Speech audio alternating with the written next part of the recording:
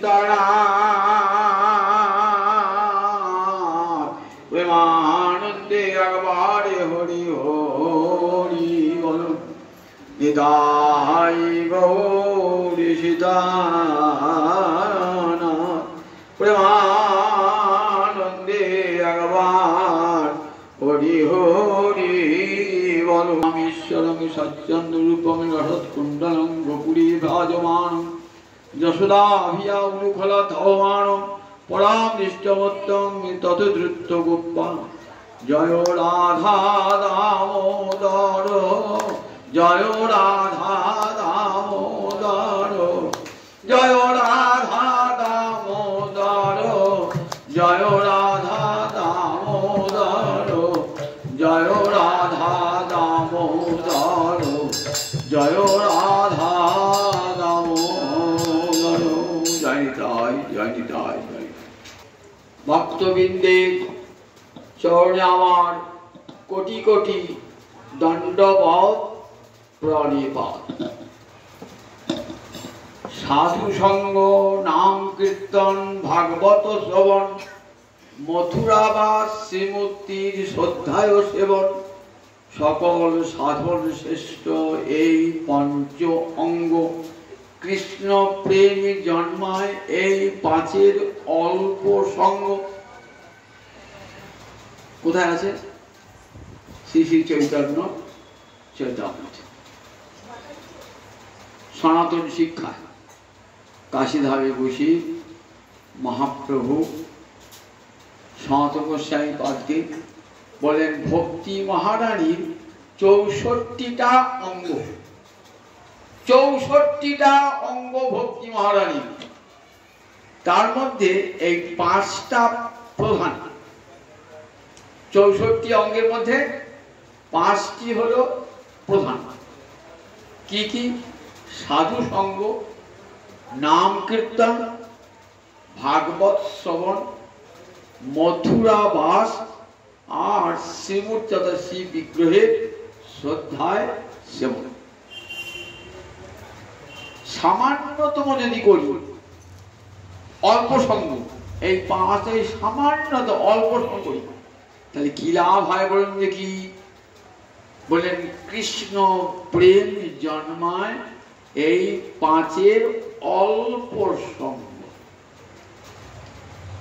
বেশি সঙ্গ করতে হবে না, সামান্য সঙ্গ। একটু কান পেতে ভাগবতী কথা শোনা, একটু খঞ্জনি বাজিয়ে রাধা দামোদর কীর্তন করা, একটু সাধুর সঙ্গ করা, মনে মনে ভাবতেন আমি কাটোয়া শ্রীধাম রয়েছি, সেই বৃন্দাবনী রয়েছি, এই মনে ভাবনা। আর নিজ গৃহে গোপাল গোবিন্দকে একটু সেবা করে।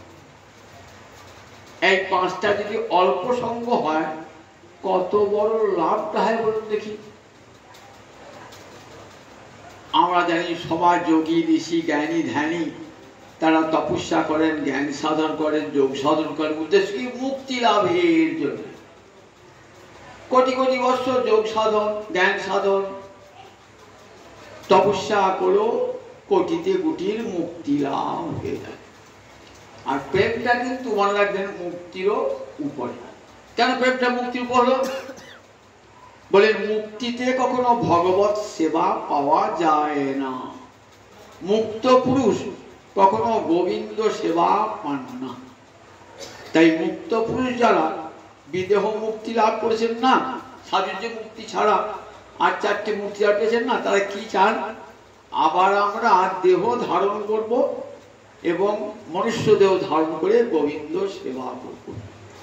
মুক্ত পুরুষ চায়, মুক্ত পুরুষ চায় যে আমাদের মুক্তিতে কোনো প্রয়োজন নাই। কেন প্রয়োজন নাই? আমরা মুক্ত হয়েও কৃষ্ণ সেবা বিহীন।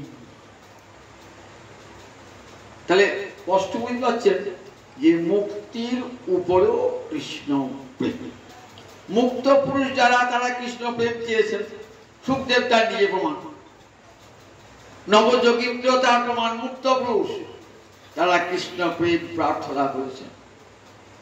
কিন্তু প্রহ্লাদ, অম্বরীশ এরা মুক্তি প্রার্থনা করেছেন? মুক্তি প্রার্থনা করেননি, কারণ এরা মুক্তেরও উপরে রয়েছেন বলে। যে উপরে থাকে সে কি নিচে আসতে চায় নাকি? উপরে থাকে যে ক্লাস 10-এ পড়ে তাকে কি বলে তুমি 9-এ পড়ো, সে শুনবে? তাহলে যে উঁচুতে উঠে গেছে সে তো নিচে নামবে না। তাহলে প্রহ্লাদ, অম্বরীশ, নারদ এরা কোথায়? এরা কৃষ্ণ প্রেম লাভ করে মুক্ত পুরুষেরও উপরে রয়েছে, সেই যে লাভ হয়ে যায়। অর্থাৎ আপনি মুক্ত পুরুষের উপরেও চলে যাবেন, এই যদি 5-এর অল্প সঙ্গ হয়।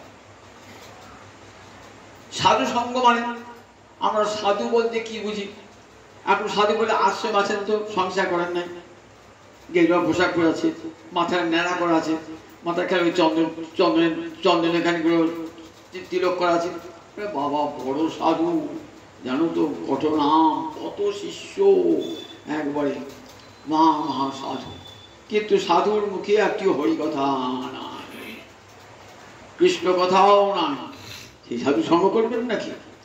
শ্রীমদ্ ভাগবতের শাস্ত্র উচ্চকাল কখনো সেই সাধুর সঙ্গ করবে না। স্বজাতীয়াশয় সাধু। স্বজাতীয়াশয় মানে আমি যাব বৃন্দাবনের পথে, তাহলে আমি কার সঙ্গ করবো দেখি? যে কাশী যাচ্ছে তার পথে, না যে আসাম কামাখ্যা যাচ্ছে তার পথে? আমি যাব, আমি তো আমার গন্তব্য স্থান হলো বৃন্দাবন, তখন যে বৃন্দাবনে যাচ্ছে আমি তারই সঙ্গ করব। তাহলে কোন সাধুর সঙ্গ করব? যে সাধু হরিকথায় মত্ত, যে সাধু বৃন্দাবনের পথকে নির্দেশ করে, আমি সেই সাধুর সঙ্গ করব। তাকে অন্য সাধু সম্মান দান করব, কিন্তু কখনো সঙ্গ করব না। সঙ্গ করার, সম্মান করার দুটো পৃথক। সম্মান করব, শ্রদ্ধা করব, প্রণাম জানাবো, কিন্তু তার সঙ্গ কখনো করব না। কোন সাধুর সঙ্গ করব? যে সাধুর মুখে সবসময় হরিনাম সংকীর্তন, কৃষ্ণ কথায় বিভোর হয়েছে, যার গন্তব্যস্থল বৃন্দাবন, রাধা কৃষ্ণ প্রেমে যিনি, গৌ প্রেমে যিনি মাতোয়ারা, সেই সাধুর সঙ্গ করব। সাধু, তাই সাধু সঙ্গ সাবধান। দেখবেন ভক্তির সম্মত সিন্ধুতে রূপ গোস্বামী বলছেন, স্বজাতীয়াশয় সাধু সঙ্গ করবে, অন্য কোন সাধু না। নাম সংকীর্তন এমন একটি সাধুর নাম, যদি কোনো কিছু না পান আপনি বসে বসে হাতের তালি দিয়ে নাম করতে পারেন। আমরা কিছুই লাগবে না, কোনো মন্দির লাগবে না, কোনো দেবালয় লাগবে না, মঠ লাগবে না, আশ্রম লাগবে না, খোল করতাল কিছুই লাগবে না। দুটো হাতে তালি দিয়ে হরে কৃষ্ণ কৃষ্ণ কৃষ্ণ হরে হরে, হরে রাম রাম রাম হরে হরে। এর চেয়ে আর সহজ সাধন কিছু জগৎ আছে? মোটামুটি কিছুই নাই, দিনহীন। একটা বসবার জায়গা পর্যন্ত আমার নাই, রাস্তায় রাস্তায় ঘুরে বেড়ায়, কোথায় খোল করতাল পাবো? বলে দুটো হাত তো দিয়েছে ভগবান, হাত নাই, মুখটা দিয়েছ তো, মুখে বলো কৃষ্ণ নাম করো। তাই নাম সংকীর্তনটা কত বড় সহজ সাধন এবং সবার পক্ষে যোগ্য। তারপর সাধু সঙ্গ, নাম কীর্তন, আর বসে বসে ভাগবতী কথা, যে কথা সুখদেব হরিদ্বারে ব্রহ্ম কুণ্ডের তীরে মহারাজ পরীক্ষিতকে শুনিয়েছেন, সেই কথাটি কান পেতে বসে বসে শোন। কি ফল লাভ হবে? শ্রবণ মঙ্গলম, শুনলেই মঙ্গল লাভ হয়ে যাবে, আর কিছু করতে হবে না। আসরে গিয়ে কানটি পেতে দেন, কানের ভিতর দিয়ে যেই শ্যাম নাম মর্মে পৌঁছে যাবে। কৃষ্ণ নামের এমন মহিমা, সই কেবা শোনাইল শ্যাম নাম, কানের ভিতর দিয়া মরমে পশিল গো, আকুল করিল মোর প্রাণ। কৃষ্ণ নামের এত মহামহিমা যদি একবার কানে প্রবেশ করে, সে কোথায় চলে যায়? মরমে চলে যায়, হৃদয়ে চলে যায়, মনকে আকুল করে দেয়। কৃষ্ণ নামের এমন মাধুর্য। মনে হয় কেন একটা জিহ্বা দিলে, আমাকে কেন কোটি কোটি জিহ্বা দিলে না? তুণ্ডে তাণ্ডবিনীরতি তুণ্ডাবলী লব্ধ হয়ে। দেখবেন বিদগ্ধ মাধব নাটকে বলছে রূপ গোস্বামী, যদি একবার তুণ্ড মানে জিহ্বা, জিহ্বায় যদি কৃষ্ণ নাম একবার নৃত্য করে তাহলে কি হবে বলে, তখন মনে হবে কেন আমার একটা জীব দিলেন ভগবান, কোটি কোটি জিহ্বা দিলে তবে কৃষ্ণ নাম করে আমার আনন্দ হতো।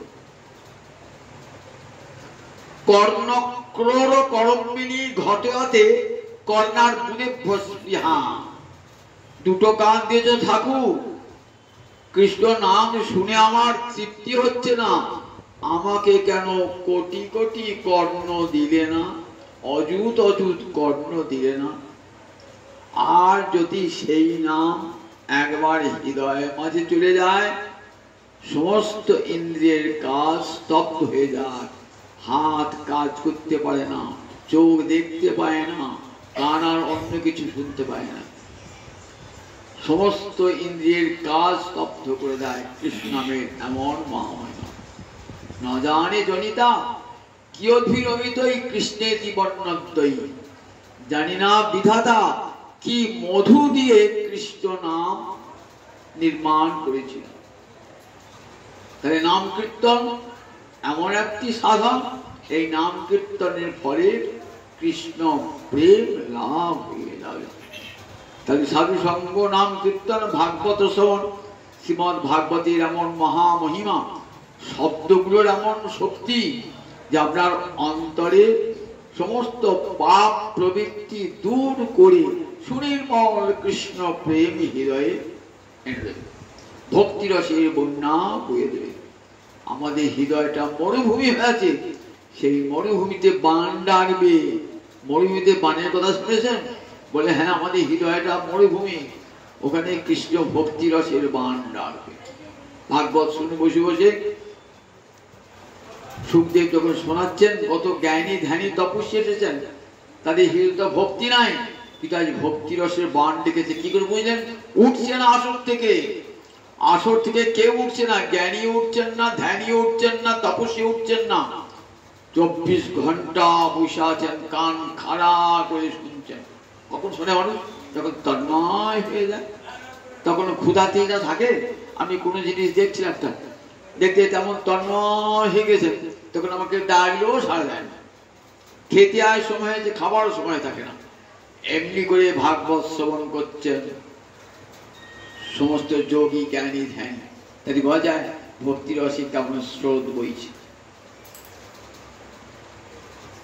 সাধু সঙ্গ নাম কীর্তন ভাগবত মথুরা বাস, মথুরা মানে ব্রজমন্ডল, ব্রজমন্ডলে বাস করে কি হয় বলে, একটা রাত যদি কেউ ব্রজমন্ডলে বাস করে তাহলে গোবিন্দের প্রেম লাভ হয়ে যায়, একটা রাত। তাহলে আমরা যে কাটোয়া রয়েছি, বলে কাটাও তো দ্বিতীয় ব্রজধাম। কেন বলে, রাধা গোবিন্দ মিলিত তুমি আমার গৌরাঙ্গ হরি, এই কাটোয়া ধামে এসেছে। মনে মনে ভাবছেন আমি কাটোয়া কি ব্রজধামেই রয়েছি। শ্রী গৌরমন্ডল ভূমি যে বা জানে চিন্তামণি, তার হয় ব্রজ ভূমে বাস। নট ঠাকুর একবারই বৃন্দাবন গিয়েছেন, আর বৃন্দাবন যেতে পারতেন, জান নাই। বললেন শ্রী গৌরমন্ডল ভূমি যে বা জানে চিন্তামণি, তার হয় ব্রজ ভূমে বাস। এই গৌরমন্ডল ভূমিকে যে চিন্তামণি বলে ভাবে, সে সবসময় বুঝেই বাস করছে। গৌরাঙ্গের সঙ্গী গণে নিত্য সিদ্ধ পরিমাণে, সে যায় ব্রজেন্দ্র সুত পাস। গৌরহরি যারা ভক্ত পরিকর, তারকে নিত্য সিদ্ধ ব্রজেরই পরিকর বলে ভাবেন, তাহলে কোথায় যাবেন?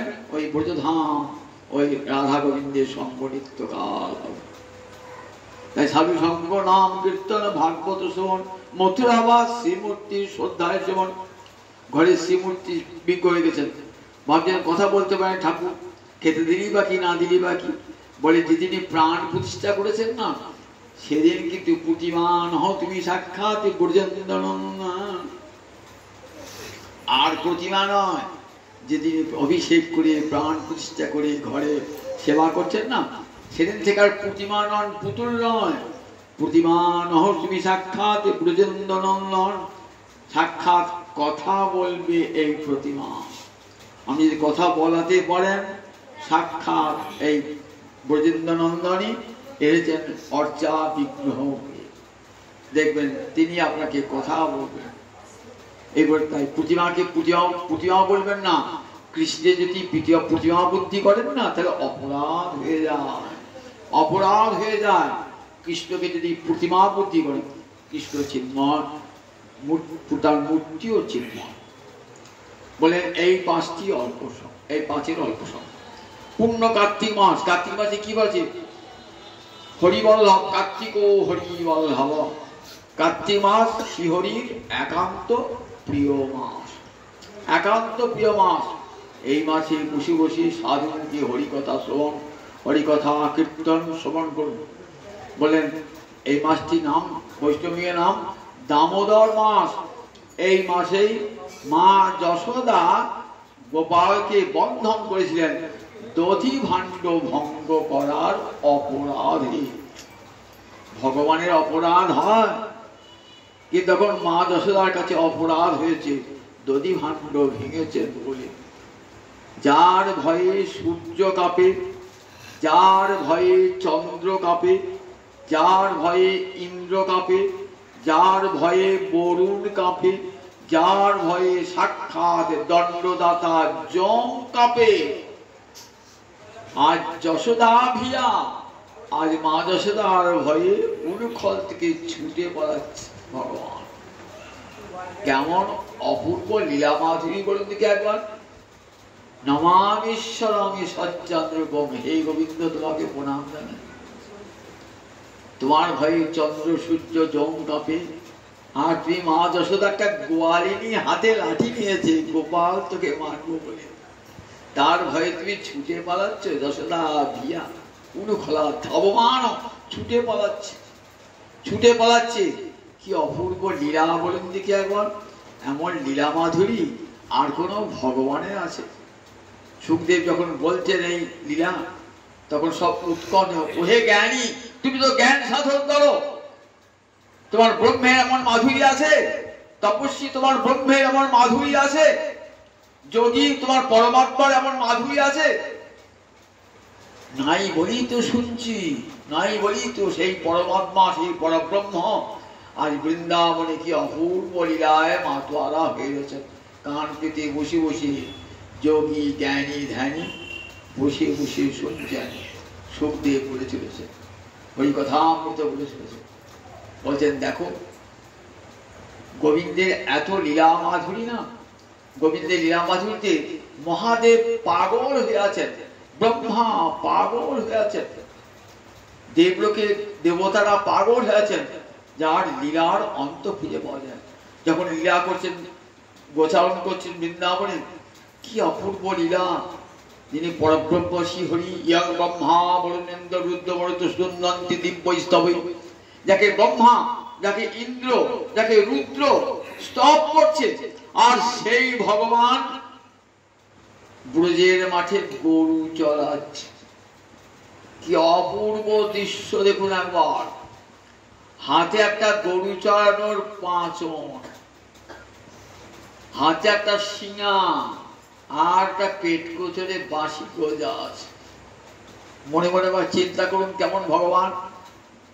হাতে গরু চড়ানোর লাঠি রাখা দাঁড়িয়ে কি থাকে, আর মুষের শিঙা থাকে, শব্দ করে গরুগুলো ছুটে আসবে, দাবি মাছ থেকে ছুটে আসবে। আবার রাখালা বাঁশি বাজা, তালপাটার বাঁশি বাজা, একটা বাঁশি পেট কোচরে গজা আছে। কত খেলা হচ্ছে গরু বস্ত্রকে ছেড়ে দিয়ে, কত বস্ত্র ছেড়ে দিয়েছেন, ছেড়ে দিয়ে খেলা করছে। শ্রীরাম সুরামকে সঙ্গে নিয়ে খেলছেন। কখনো ক্ষুধা পাচ্ছে, খেতে ক্ষুধা পেয়ে যা যা খাবার এনেছেন শ্রীরামের মুখে খাওয়াচ্ছে, শ্রীরাম গোপালকে খাওয়াচ্ছে। দেখছেন কারা, যারা যজ্ঞের অগ্নিতে আহুতি দিলে গ্রহণ করে যে সমস্ত দেবতারা, ইন্দ্র বরুণ সব উপরে দাঁড়িয়ে আছেন, দেখছেন সূর্য চন্দ্র তা সব দেখছেন। দেখো যজ্ঞ ভূত বালকেরি, দেখো সমস্ত যজ্ঞের অধিষ্ঠাতা যিনি যজ্ঞেশ্বর, তিনি আমার আজ কোন বালকেরই অর্থাৎ বালকের খেলায় কেমন মত্ত হয়েছে বৃন্দাবন। অপূর্ব লীলা, বিমানে চড়ে সূক্ষ্ম রূপে দর্শন করছেন বৃন্দাবনের মাঠে, আমার গোবিন্দের অপূর্ব লীলা দর্শন করছেন। যজ্ঞভূপ সুখদেবতী মহারাজ যজ্ঞভূপ আবির আবির ময়েধি বলে ইন্দ্রায় সাহা অগ্নয়ে সাহা বলে আহুতি দান করছে। সেই আহুতি কোথায় চলে যায়? গোবিন্দের কাছে। আর সেই গোবিন্দ আজ সুদামে এঁটো খাচ্ছে, সুদামে এঁটো খাচ্ছে। দেখো যাকে যজ্ঞে দেখতে পাওয়া যায় না সেই যজ্ঞ ভোগ, আর দেখো কেমন খেলায় মা তোয়ারা দেখে দাও। এমন ভগবান, এমন ভগবানের লীলামার। একদিন শ্রীরাম সুদাম সখাকে প্রতিদিন যাতে সঙ্গে খাবার নিয়ে, তো ভগবানের তো ভুল হয় না, একদিন খাবার নিয়ে যেতে ভুল। ভগবান আমার ভুল হয়, আপনার ভুল হয়, কত সংসারে কাজ করতে করতে কত ভুল, এই যে এটা করলাম না, এই যেটা করলাম না। মানুষ ভাবতে হয় মুনিনাঞ্চ অতিভ্রম, শুধু মানুষ কেন মুনিগুলো অতিভ্রম হয়। কিন্তু গোবিন্দের ভুল হলো, আবার সখাগণেরও ভুল হয়ে গেছে। কেন হলো? আজ একটি অপূর্ব লীলা করবেন বলি এই ভুলটি ভগবানের।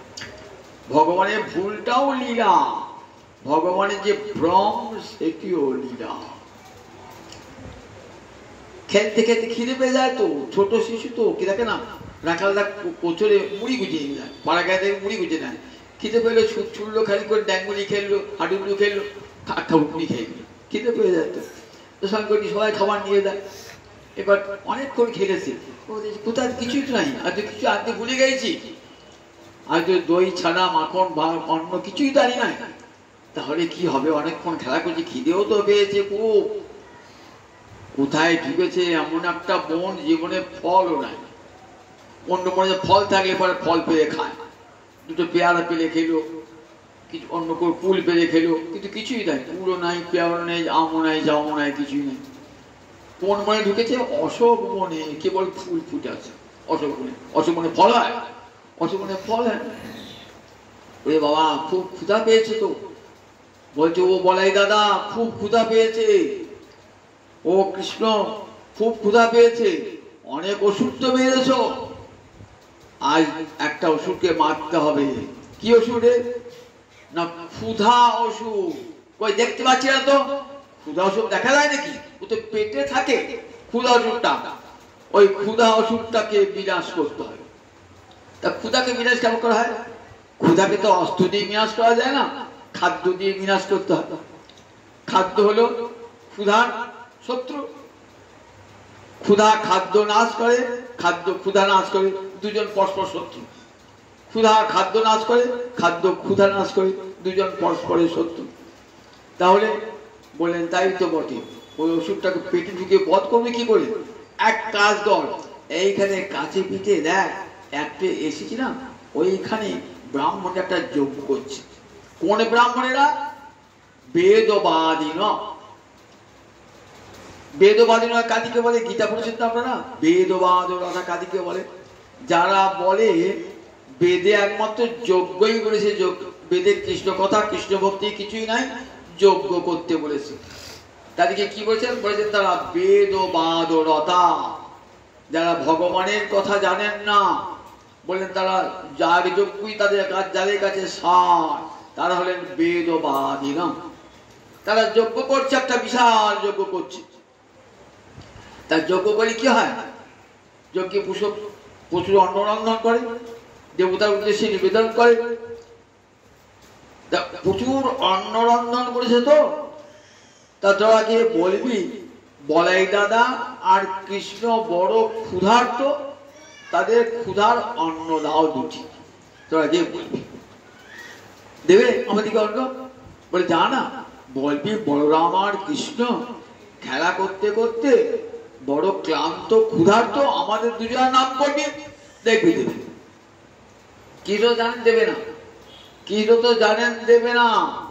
সর্বান্তর্যামী পাঠান জগৎকে দেখাবেন যে তাদের বেদ বিদ্যাটা কত অসার্থক। ব্রাহ্মণ কুলে জন্মেছে, উঁচু কুলে জন্মেছে, বেদ বিদ্যা লাভ করেছে, তাদের যে সবটাই বৃথা এটা দেখা। গেলেন শ্রীরাম সুদাম সখা গিয়েছেন, বলছেন ভো ভূমি দেবা।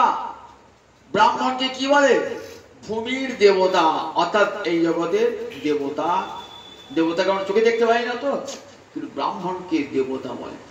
ব্রাহ্মণ যদি সত্যি ব্রাহ্মণের মতো হয় তাহলে শেষ জগৎ পূজ্য।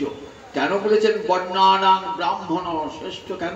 এই কারণে ব্রাহ্মণ শাস্ত্রজ্ঞ হবেন, নির্লোভ হবেন, দয়া মমতা ভালোবাসা প্রীতি যত যত সদ্গুণের অধিকারী হবেন ব্রাহ্মণ।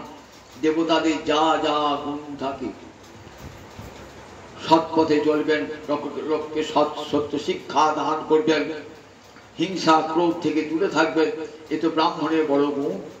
সকলকে শাস্ত্র শিক্ষা দান করবেন, সমাজ জীবনে শৃঙ্খলা শান্তি এনে দেবেন ব্রাহ্মণ। সেই ব্রাহ্মণ তো জগৎ পুজো হবেই। বলেন যা ব্রাহ্মণ ভূ ভূমি দেবা, হে ভূমির দেবতাগণ। বলাই দাদা আর আমাদের কৃষ্ণ গরু চর্চাতে এসেছি তো, ক্ষুধা পেয়েছে, তা দুটি খাবার দাও না আমাদেরকে। ওই তো তোমাদের মেলা অনরন্ধন করেছ, বামুনেরা খায় নাই, তোরাকে গলা রাখা, বামুনেরা খাবি? বললে আমরা তো তোকে শাস্ত্র শুনেছি। কি শাস্ত্র শুনেছ? যে ক্ষুধার্ত ব্যক্তির জাতি বিচার করতে নেই। আমরা বাড়ির দূর একটা লোক ক্ষুধায় কাতর, তখন আমি কোনো ব্রাহ্মণকে নিমন্ত্রণ করতে খাওয়ার নাই।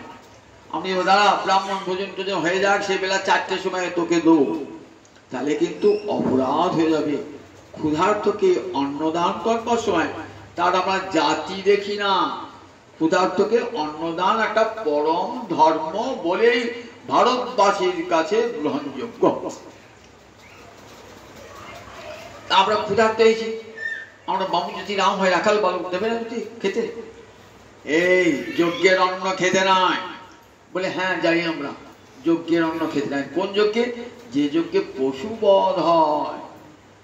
আর একটা যজ্ঞ আছে সৌচামণি যজ্ঞ, সেখানে পশুবধ হয়, ওই যজ্ঞের অন্ন খেতে নেই। তা তোমাদের যজ্ঞ করছো, এই যজ্ঞের অন্ন খেলে দোষ হয় না, দাও দাও। ব্রাহ্মণেরা কথাই বললেন না। ভাবখানা এই যে কয়লা ছেলে তোদের এত বড় স্পর্ধা, আমাদের যজ্ঞের মাঝে এসেছিস, এই চৌকাঠে কেউ দিতে হবে না, আর তোর এসে কিনা আমার খাবার চাইছিস।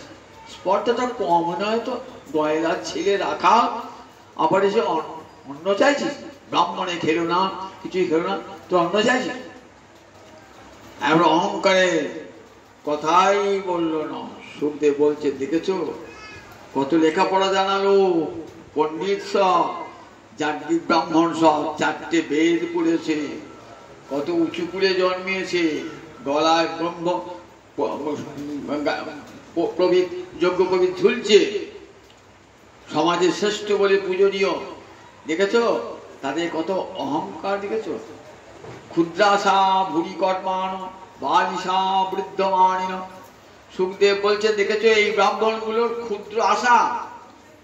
ক্ষুদ্র আশা মানে এত বড় যে যজ্ঞ করছে, ভুরি কর্মান, কত কাঠ পুড়িয়েছে, কতদিন ধরে উপোস করে বসে আছে।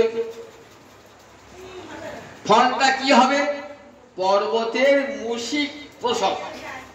বিশাল পর্বত, তার একটা বাচ্চা হলো ছোট্ট বড় ইঁদুর। ঠিক এত বড় কাজ যে করছো একটা, ফলটা কি না স্বর্গে যাবে। কতদিন থাকবে? যতদিন পুণ্যটা থাকবে ততদিন স্বর্গে থাকবে। পুণ্য যেই ক্ষয় হয়ে যাবে আবার স্বর্গ থেকে নেমে আসবে। এই যজ্ঞের ফল, যজ্ঞের ফলে গেলে পুণ্য যজ্ঞ ঠিক ঠিক যজ্ঞ করে স্বর্গে যাবেন, আবার স্বর্গ থেকে ফিরে আসবে। গীতা পড়েছেন তো? গীতায় কি বলা আছে বলুন দেখি? ক্ষীণে পুণ্যে মর্ত লোকং বিশন্তি। পুণ্য যেই ক্ষয় হয়ে যায় আবার সে মর্ত লোকে নেমে আসে। তাহলে এত যে অগ্নি জ্বালালাম, ঘি ঢালালাম, উপোস করে থাকলাম, আমি মাস যদি উপোস করে থাকলাম, ফলটা কি হবে? ক্ষুদ্রাসা বালিশা, এরা মূর্খ। বেদ পড়েছে কিন্তু বেদের অন্তরের কথা জানে না, বেদের সুবুক্ষ অন্তরের কথা, কৃষ্ণ ভক্তির কথা এরা জানে না। বৃদ্ধ মানে না। আবার কিভাবে আমরা জ্ঞান বৃদ্ধ ব্রাহ্মণ করে জেনেছি, বেদ পড়েছি, 4টে বেদ আমাদের কণ্ঠস্থ, আর নিজেকে অহংকারী বৃদ্ধ মানি না। সুখদেবের মন্তব্য ফিরে গেলেন, খুব অপমানিত হয়ে ফিরে গেলেন। গেছেন তো কি হলো রে, কৃষ্ণ বলছেন, মুখ দেখে বুঝতে পেরেছেন গোবিন্দ অন্তর্যামী তো, তুই পাঠালে, কথাই বললো না। বললাম আমার নাম করেছিলে, হ্যাঁ তোমার নাম করলাম, বলাই দাদা নাম করলাম, উত্তরই দিল না, আমাদেরকে গ্রাহ্যই করলো না। বেশ, গ্রাহ্য করা, ভিক্ষা চাইতে গেলে কেউ দুটো ভালো কথা বলবে, আদর করবে, আমাকে গালও দেবে, কেউ অপমান করে তাড়িয়ে দেবে। ভিখিরির আবার মান অপমান, ও ভিক্ষা করতে গেলে মান অপমান সহ্য করতে।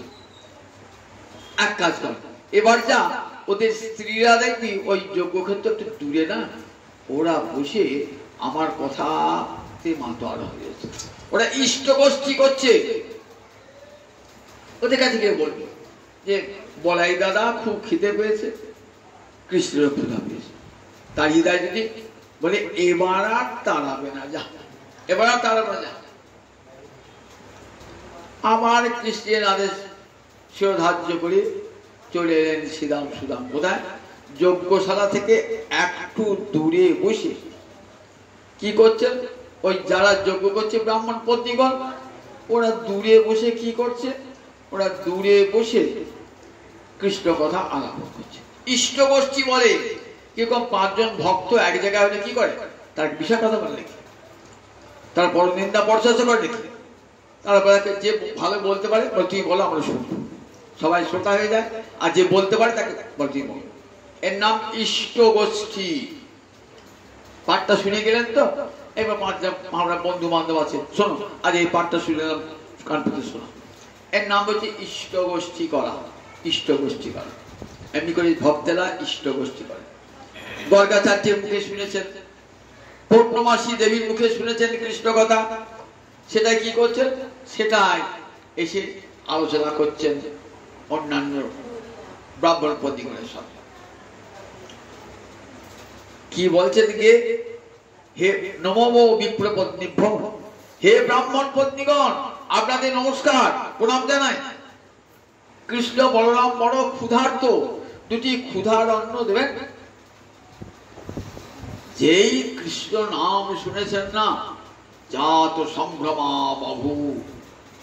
সুখদেব বলছেন দেখো, কৃষ্ণ নাম কানে যেই প্রবেশ করলো না, আকুল করিল বড় প্রাণ, সই কেবা শুনাইল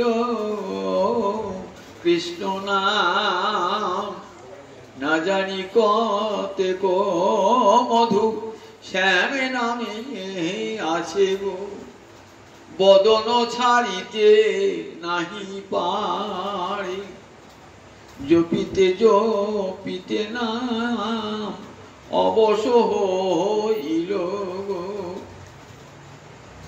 দেখুন কৃষ্ণ নামের এত মহামহিমা কাদের কাছে? সবার কাছে নয়, কিন্তু ভক্ত জনের কাছে। এই কৃষ্ণ নাম তো ব্রাহ্মণ, যাকে ব্রাহ্মণের কাছে কৃষ্ণ নাম করেছেন তো কোনো ফল হয়েছে? কোনো ফল হয় নাই। তারা বেদ পড়া ব্রাহ্মণ, তাদের কাছে কৃষ্ণ নামের কোনো মূল্য নাই। কিন্তু ভক্তের কাছে কেমন কৃষ্ণ নামের মূল্য দেখুন। যেই কৃষ্ণ নাম শুনেছেন না, দীর্ঘশ্রুত ধৃতাশয়া, দীর্ঘশ্রুত দীর্ঘদিন তারা হরিকথা শুনেছেন। কার কাছে? দেবী পৌর্ণমাসীর কাছে, যোগমায়ার কাছে, আর তাদের গুরুদেব গর্গাচার্যের কাছে শুনেছেন।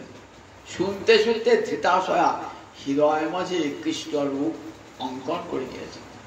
কৃষ্ণকেই তারা ভালোবাসেন, সব ভালোবাসা হৃদয়ে কাকে অঙ্কন করা হবে? বাঞ্ছিত মানুষকে, যাকে আপনি ভালোবাসেন তাকেই তো হৃদয়ে স্থান দেন, অন্য কাউকে দেন নাকি? ভালোবাসার মানুষরা কাউকে হৃদয়ে স্থান দেওয়া হয়?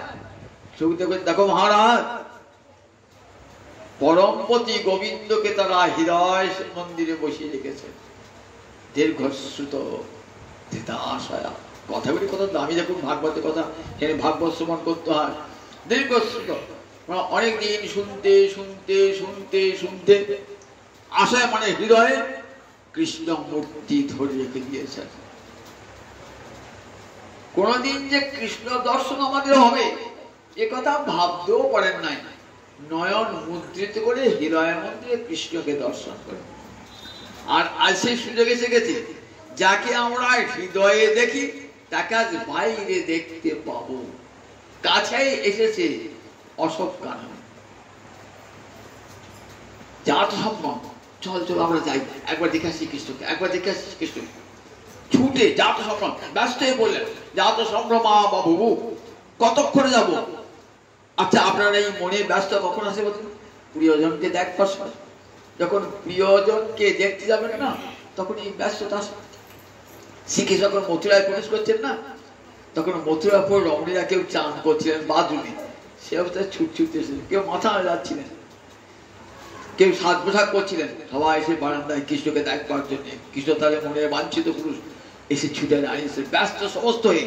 তাদের আর স্নান করে কাপড় ছিঁড়ে সে দেখবো যে দেখতে না পাই, ছুটে আসছেন সব। দেখবেন মথুরা যখন কৃষ্ণ ঢুকছেন না তখন বর্ণনা দিচ্ছেন, মথুরাপুর রমণীরা ছুটে সে তাদের অট্টালিকার বারান্দায় বসে দাঁড়িয়ে গোবিন্দকে দর্শন করছে।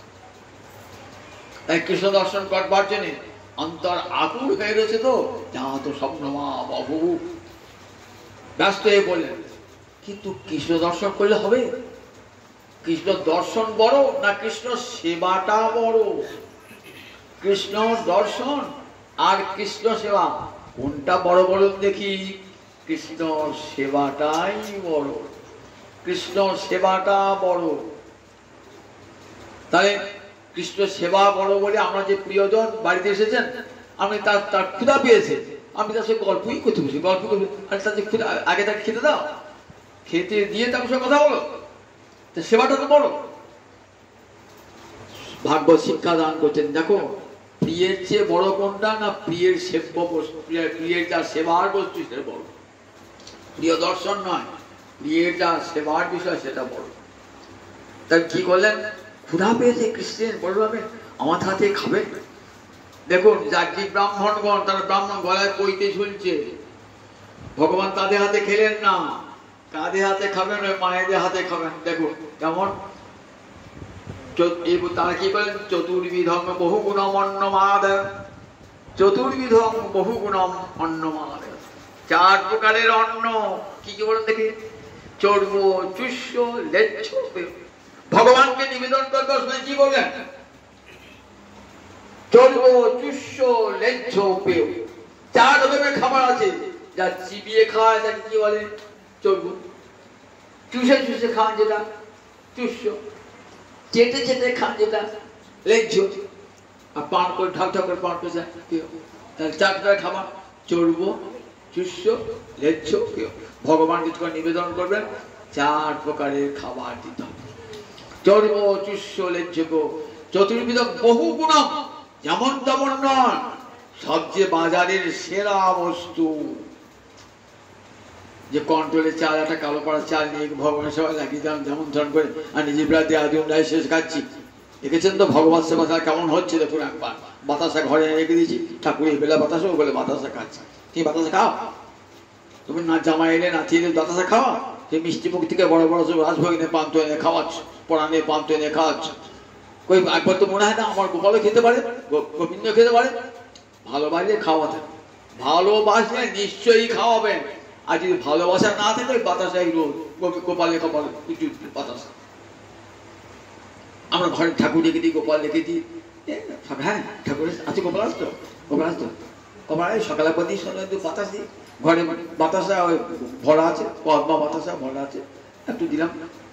সে 2 মাস হয়ে গেছে, গন্ধ হয়ে গেছে, তাই কেমন ভালোবাসা, কেমন গোপাল সেবা। দেখুন এই গোপাল সেবা অপরাধ সৃষ্টি করে না, করাই ভালো। সবচেয়ে গোপাল নাই মধ্যে ভালো, বাড়িতে গোপাল এনে সেবা করলে ও সেবার দরকার দরকার নাই। তাই চতুর্বিধ বহু গুণ অন্ন মাদায়, বহু গুণযুক্ত গোবিন্দকে খাওয়াবেন সবচেয়ে শ্রেষ্ঠ বস্তু। যা প্রিয়জনকে আপনি কি খাওয়ান? আপনার বাড়িতে আপনার জামাই এসেছে, নতুন জামাই এসেছে, কি করবেন? বাজারের সেরা জিনিসটাকে নিয়ে খাওয়াচ্ছেন প্রিয়জন বলে। আর ভগবানের বেলায় কিছুই নাই। ওটাকে যে পচা কলাটা কোথায় পাওয়া যায়, কম পয়সা পাওয়া যায়, বাজে খরচ তো। ভগবত সেবাটা বাজে খরচ, সেদিন ওটা খরচ করবো না। ছেলে মেয়ের বিয়েতে লাখ লাখ টাকা খরচ করবো, গোবিন্দ সেবায় একটি পয়সাও নাই। তখন দরিদ্র হয়ে যায়, পয়সা নাই, কি বলবো, হ্যাঁ পয়সা নাই। ছেলে মেয়ের বিয়েতে এত পয়সা খরচ করতে কোথাও পয়সা ছিল, কোথাও পয়সা ছিল। আর গোবিন্দ সেবায় তখন আর পয়সা নাই। দেখেছেন কত কপট আমরা, আমাদের ভজনটা কত কপট। এই করে মালা জপলে কৃষ্ণ পাওয়া যাবে কোনোদিন? অন্তরটা কপটতায় ভরা আর ভজন করছি, অন্তরটা কপটতায় ভরা। তাই চতুর্বিধম ভাগবত শিক্ষা চতুর্বিধম বহু গুণ অন্ন মহাদেব, 4 প্রকারের বহু অন্ন নিয়ে তারা চলেছেন। যাচ্ছেন কেমন করে?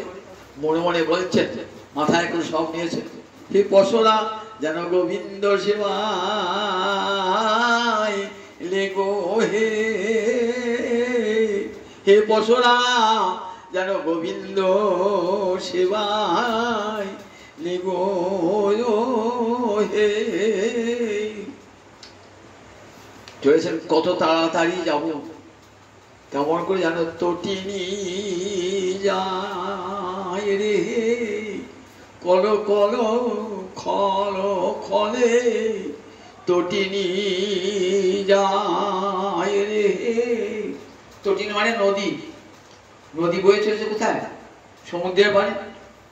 সমস্ত ব্রাহ্মণ পত্নীগণ চলেছেন, মাথায় খাদ্যের পসরা নিয়ে চলেছেন, যেন তটিনী যায় রে কল কল খল খল। কত কৃষ্ণ কথা বলতে বলতে নয়ন জলে ভাসতে ভাসতে কল কল খল খলে তটিনী যায় রে। এই ব্রাহ্মণ তটিনী কোন সাগরে বেরোবেন? শ্যামে সাগরে মিলিবে বলে যেন তটিনী যায় রে, শ্যামে সাগরে মিলিবে বলে যেন তটিনী যায় রে। অনুরাগ ভরা হৃদয় নিয়ে চলছেন, হে বসরা যেন কৃষ্ণ সেবায় লাগে। কতক্ষণে আগে গিয়ে কৃষ্ণ দর্শন করবো, কিন্তু কৃষ্ণ দর্শন করবো বললেই হয় না। কৃষ্ণ দর্শনের পথে কত বাধা। শ্রুতি বেদ বাধা বললেন, দুর্গম পথস্তৎ কবয় বদন্তি। ভগবানকে পাওয়ার সাধনা বড় কঠিন সাধনা। দুর্গম পথস্তৎ, দুর্গম পথ। পণ্ডিতরা বিদ্যান বলছে পথ বড় দুর্গম। কেমন? ঈশিতা ক্ষুরধারার মতন শানিত, ক্ষুরধারার মতন শানিত, ক্ষুরত্বয়া, সে পথ অতিক্রম করা বড় কষ্ট। সংসার আমাকে কৃষ্ণ ভজন করতে দেবে? মায়ার ঘেরা সংসার। স্ত্রী দেবে না, পুত্র দেবে না, নাতি দেবে না, নাতনি দেবে না, আত্মস্বজন দেবে না, কৃষ্ণ ভজনের বাধা সৃষ্টি করবে। আর রাধা রানী আমার কৃষ্ণ ভজন করতে পেরেছে, জগৎ কিন্তু কত কৃষ্ণ ভজনের বাধা। মনে করি সঙ্গে যাই গুরুজনারে ভয় পাই, আখি রহে তুয়া পানে চেয়ে। তুমি যখন শ্রীরাম শ্রীরামের সঙ্গে দাও গোচারণে, মনে হয় তোমার সঙ্গে যায়, কিন্তু গুরুজনার ভয় পায়। আখি রহে তুয়া পানে চেয়ে। দুটো আখি কোন দিকে চেয়ে থাকে? গোবিন্দের দিকে চেয়ে, প্রাণ গোবিন্দের দিকে, প্রাণ কৃষ্ণের দিকে চেয়ে থাকে। চাই নবীন মেঘের পানে আমার তুয়া বধূ পরে মনে, এলাইলে কেশো নাহি মাঝি, রন্ধন শালাতে যাই তুয়া বধূরি গুণ গাই, ধোঁয়ারও ছলনা করি কানি। নবীন মেঘের পানে তাকাতে পারি না, কৃষ্ণ মনে পড়ে যায়। চুলের পানে তাকাতে পারি না, কৃষ্ণ মনে পড়ে যায়। রন্ধন শালাতে যাই তুয়া মধুরী গুণ গাই। তোমার গুণ বর্ণনা করতে করতে দুজনের জলধারা। যদি শাশুড়ি ননদিনী দেখে ফেলে, কি বলি? ধোঁয়ারও ছলনা করি কানি। বৌমা কাঁদছে কেন? ধোঁয়া লেগেছে সেনে কাজে, ধোঁয়ারও চলো না করি কাঁদি, আমি কাঁদিতে পাই না এমন ঘরে আসে করি, কাঁদিতে পাই না গোবিন্দ দয়া করে, কাঁদিতে পাই না আমি এমন ঘরে বাস করি, কাঁদিতে পাই না। রাধারানী আমার কি সঙ্গে করতে পেরেছিলেন? আমাদের ঠিক তাই, সংসারে কত জ্বালা, কত দুঃখ, কত বেদনা, কৃষ্ণ ভজন করতে দেয় না। স্বামীর এসে দাঁড়িয়ে আছে, তোমরা কুলো কামিনী, তোমরা নারী হয়ে যাবে কোথা এলাকার সঙ্গে,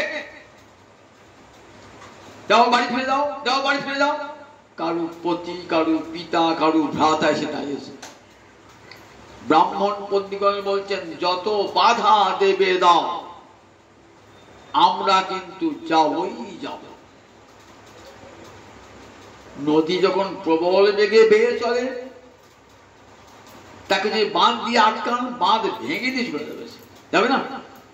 গঙ্গা এত আঁকাবাঁকা কেন বন্ধ দেখুন, যেখানে বাধা পেয়েছে অন্য পথ দিয়ে চলে গেছে, অন্য পথ দিয়ে চলে গেছে, কত আঁকাবাঁকা, আঁকাবাঁকা, কত বাধা পেয়েছে। বললেন, দেখো তোমাদেরকে আর যদি যাও আমাদের কথা না শুনে, আর ঘরে ঢুকতে হবে না, ঘরের দরজা চিরকালের জন্য বন্ধ করল। বললেন, বেশ, ঘরের দরজা বন্ধ, পতি সেবা কতক্ষণ? যতক্ষণ পরম পতিকে না পাওয়া যাচ্ছে, ততক্ষণ পতি সেবা, পতি নারায়ণ সাক্ষাৎ। আসল পতি তো গোবিন্দ, তাকেই তো পেতে হবে, তাকে পাবার জন্যই তো পতি সেবা।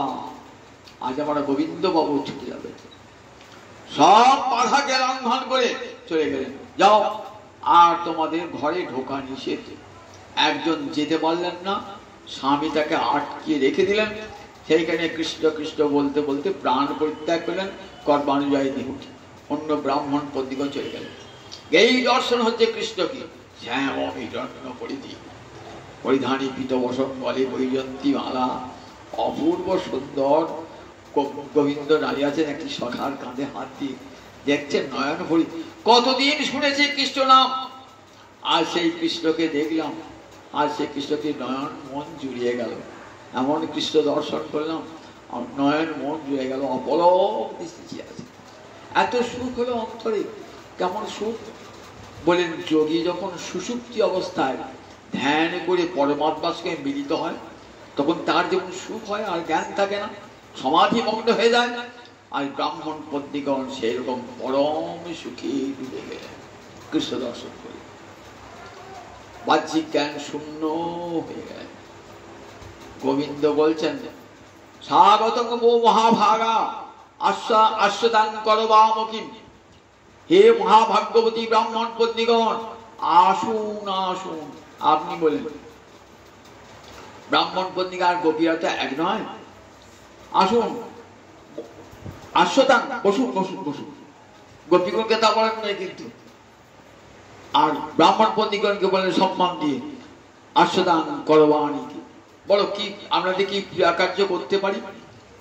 দেখো কেন গোপীগণের সঙ্গে ব্রাহ্মণ পত্নীগণের তফাৎ।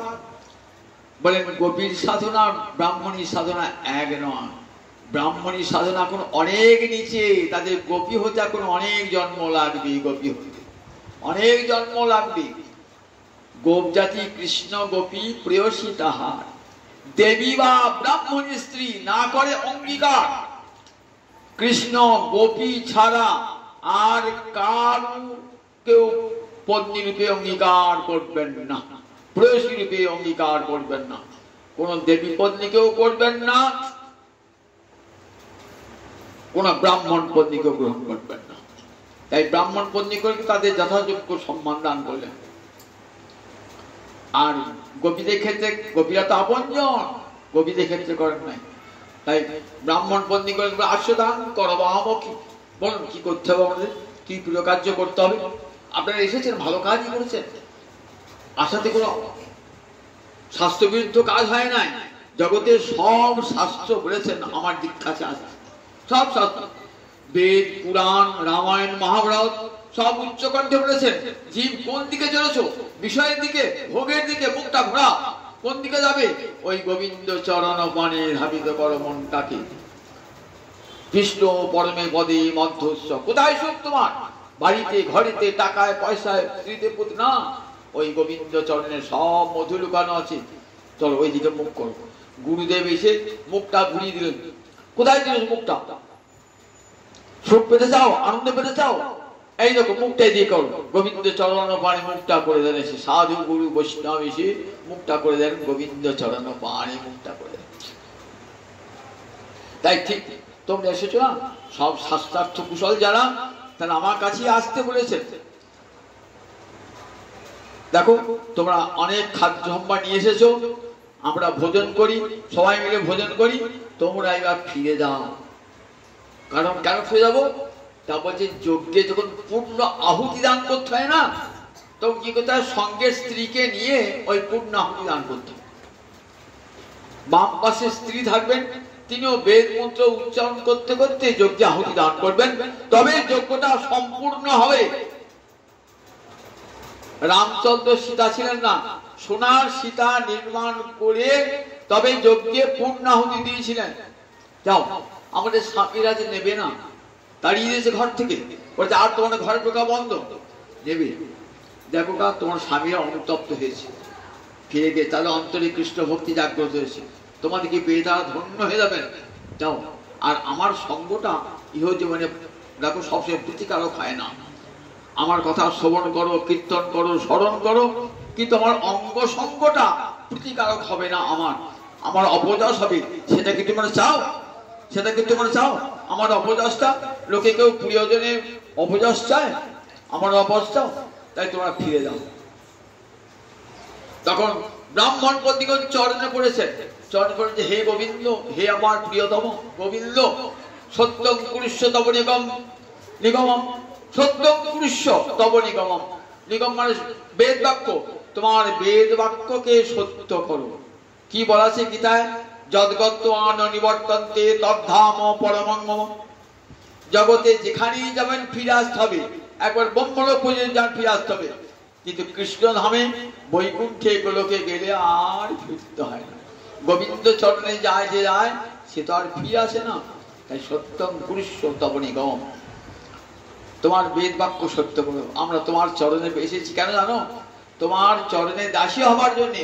তোমার চরণে যে তুলসী আছে সেটি মস্তকে আমরা বহন করব তোমার দাসী হয়ে। আমাদের সেবা নাও প্রভু, আমরা অশুল্ক দাসী না, আমাদের দাসী করে রেখো হে।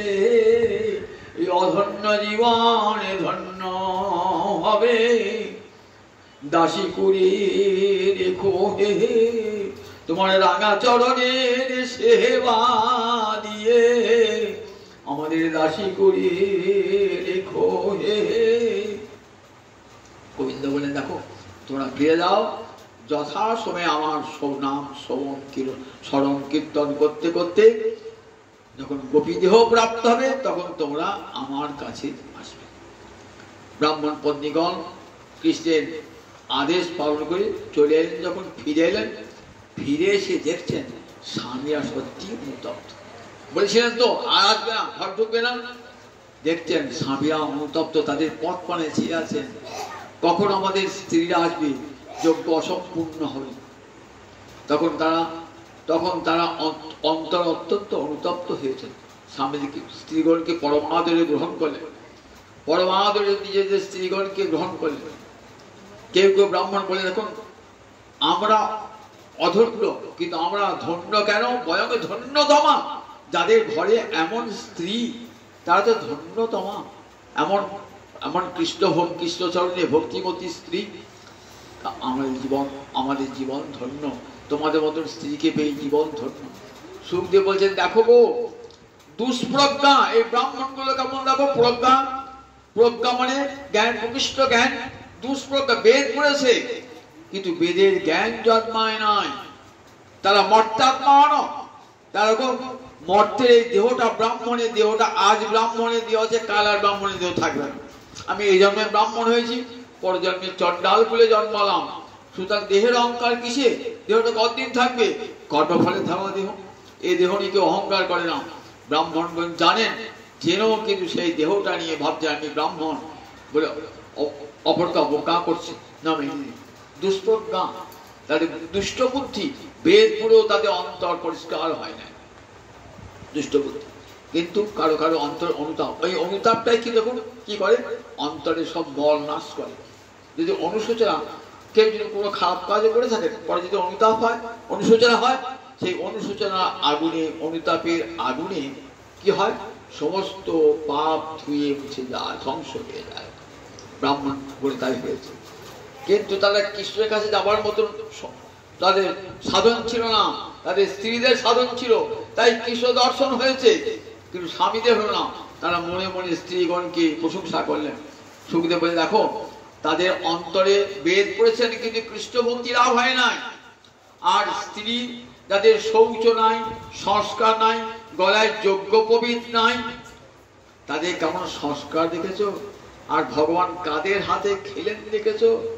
পত্রং পুষ্পং ফলমে তোয়ং জমে ভক্তা প্রযচ্ছতি তদহং ভক্তু বিহিতম অস্নামি পূজতাত্মন। গীতা বাক্য সার্থক হলে পত্র পুষ্প ফল জল যে আমাকে ভক্তি ভরে দেয়, যে দেয়, সে নর হোক, নারী হোক, ব্রাহ্মণ হোক, চণ্ডাল হোক, শূদ্র হোক, যে দেয় ভক্তি ভরে, আমি তার দেওয়া ফল জল ভোজন করি। বড় আনন্দে ভগবান সেই নাই তাদের গায়ে। তাহলে যজ্ঞ পবিত্র নাই, শৌচ নাই, সংস্কার নাই, কিন্তু গেছেন সেই ব্রাহ্মণ পত্নীদের হাতে ভগবান গ্রহণ করলেন। সুখদেব বলে দেখো মহারাজ, বেদ পাঠ করেও কৃষ্ণ ভক্তি হয় না, তপস্যা করেও কৃষ্ণ ভক্তি হয় না, জ্ঞান সাধন করেও কৃষ্ণ ভক্তি হয় না, ব্রহ্মচর্যের দ্বারা কৃষ্ণ ভক্তি হয় না। কৃষ্ণ ভক্তি হয় সাধু কৃপায়, সাধু সঙ্গে। স্ত্রীগণ সাধ্যী, তাদের সান্নিধ্যে এসে এই বেদজ্ঞ ব্রাহ্মণগণের অন্তরে কৃষ্ণ ভক্তি জাগ্রত হল।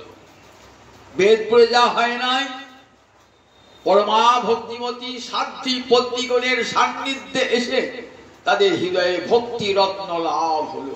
কত বড় লাভ! তারপরে দেখো সাধু সঙ্গ এই জন্য জীবনে প্রয়োজন। সাধুর সঙ্গে থাকলে কি হয়, অসাধু সাধু হয়ে যায়। সাধু হলো স্পর্শমণি।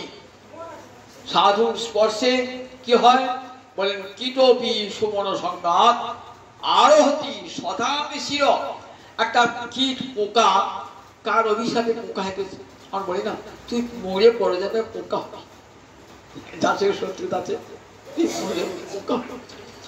এরকম কোনো কার পরে পড়ছে পোকা হেঁটে, পোকা হয়েও দেখো সে ঘুরছে কোথায়, পদ্মবনে ঘুরছে, ঘুরছে, ঘুরতে ঘুরতে পদ্মবনে পদ্ম ফুল বসে পড়েছে। এইবার ব্রাহ্মণ কি করবে, দেখছি সুন্দর সুন্দর পদ্ম ফুল ফুটেছে, তো সেই পদ্ম ফুলটা গোবিন্দ সেবায় দেবো। পদ্ম ফুল ফুলে মালা গেঁথেছে। এইবার পদ্ম ফুল নিয়ে গিয়ে গোবিন্দ চরণে নিবেদন করছে। কীটটা বসে আছে পদ্ম ফুলের মাঝে, মালা দুলছে, তার মধ্যে কীট বসে আছে। পুজো করার পর ব্রাহ্মণ কি করে, সেই পূজার নির্মাল্য মাথায় তুলে নেন, আরোহতি শতাংশ। গোবিন্দ গলে দুলল কীট, গোবিন্দ চরণে পড়ল, ব্রাহ্মণের মাথায় উঠল কীট। সাধু সঙ্গের এমন মহিমা, কীটপি সুমন সংঘাত আরোহতি শতাংশ। দেখেছ, সে কীট জন্ম তার ধন্য হয়ে গেল। কীট জন্ম কেন? ওই পদ্ম ফুলের সঙ্গ করার জন্য। যদি পদ্ম ফুলের সঙ্গ না করত, তাহলে কীটই থাকতো। ঠিক তেমনি পাপী অসাধু যদি কৃষ্ণ ভক্তের সঙ্গ করে, তাহলে সে গোবিন্দের পরম কৃপা পাত্র হয়ে যায়। আর দেখালেন ভগবানের এই ভক্তি তো আমার মহাপ্রভুর পরম করুণার দান। বলেন দেখো, এই ভক্তি ছাড়া ভগবানকে পাওয়া যায় না। ভগবান ভক্তি বশ সপুরুষ, একমাত্র ভক্তির বশীভূত, জ্ঞানের নয়, যোগের নয়, ধ্যানের নয়, তপস্যার নয়, একমাত্র ভক্তির বশীভূত ভগবান শিব। সেই ভক্তি আমার গৌর হরি নিতাই চান জগৎ জীবকে নরে নরে ঘরে ঘরে সর্বত্র দান করলেন। চণ্ডাল প্রতির জীবের ঘরে ঘরে যাইয়া হরিনামে মহামন্ত্র দিচ্ছেন মিলাইয়া। জগৎবাসীকে দান করলেন সে হরি ভক্তি।